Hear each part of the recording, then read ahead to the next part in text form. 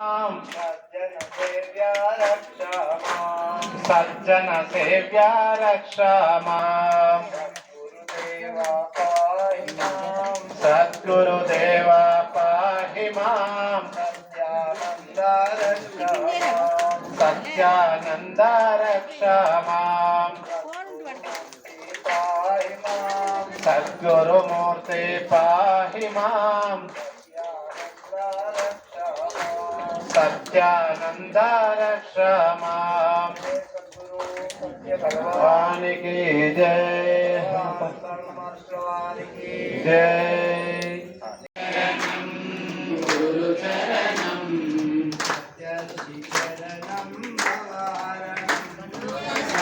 ऋषि चरणम भवहरणम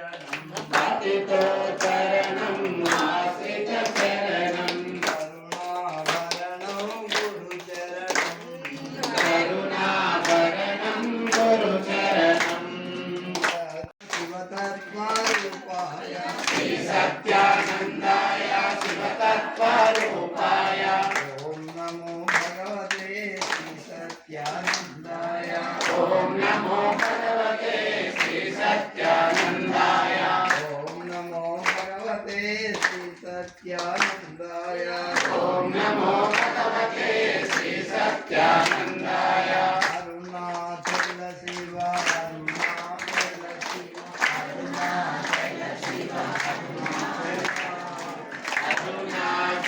शिव अरुणाचल शिव अरुणाचल शिव अरुणाचल शिव अरुणाचल शिव अरुणाचल शिव अरुणाचल शिव अरुणाचल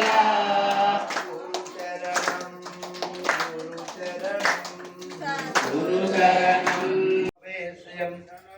काममापूर्तिं वाचस्सत्यमसीमहि वसूनागुं रूपमन्नस्य मयि श्री श्रेतां यशः कर्तमेन प्रजाभूता मयि सम्भव कर्तमा श्रियं वासय मे कुले मातरं पद्ममालिनीम् आपस्सृजं सुजज्ञानी जिप्रीरवतु मे गृहे यश देवीं मातरं श्रियं वासय मे कुले यस्तुति प्रेतो भूत्वा लूदालाज्यमन्वहं श्रियः पङ्कजश्चन्द्र श्रीकामः दिपेद आनंद कर्दमस्यैव चिक्रीतैर्विश्रुता ऋषयस्ते त्रयपुत्रा स्वयं श्रीदेव देवताः पद्मासने पद्मऊरु पद्माक्षी पद्मसंभवे त्वमां भजस्व पद्माक्षी येन सौख्यं ददाम्यहम् अश्वदायी च गोदायी धनदायी महाधने धनं मे दुषतां देवीं सर्वकामार्थसिद्धये पुत्रपौत्रधनं धान्यं वस्य स्वायाभिघोरगं प्रजानां भवति జ్ఞానాన్ని అందరూ ఆచరించలేదు,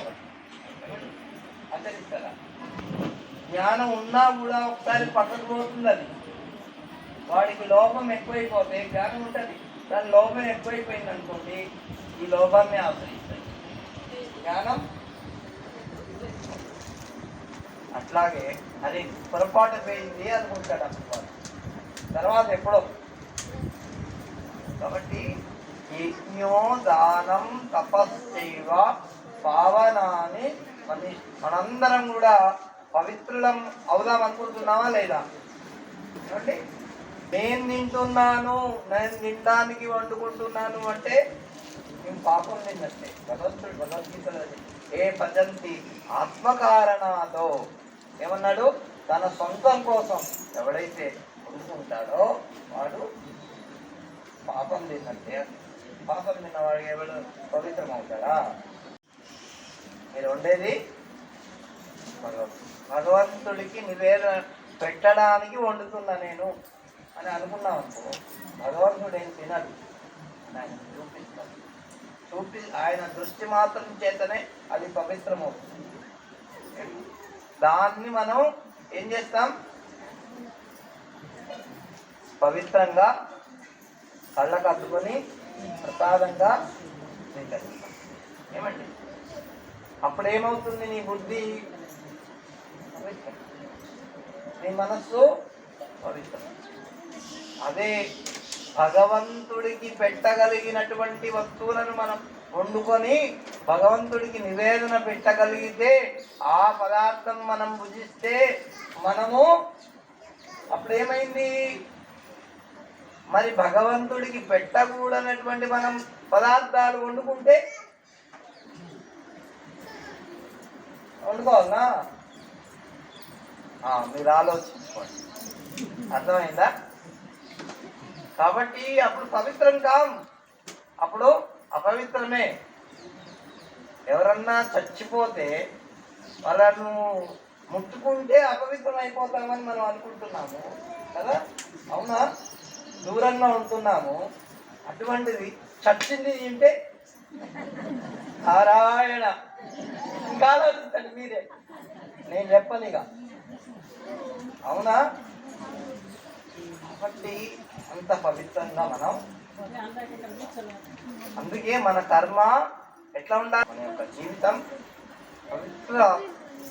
పవిత్రత పొందాలంటే అంటే అందుకే మన ప్రతి పని, ఇప్పుడు మీరు భగవంతుని కోసం వండుతున్నామంటే అది యజ్ఞం. అప్పుడు వండాలంటే పాత్రలు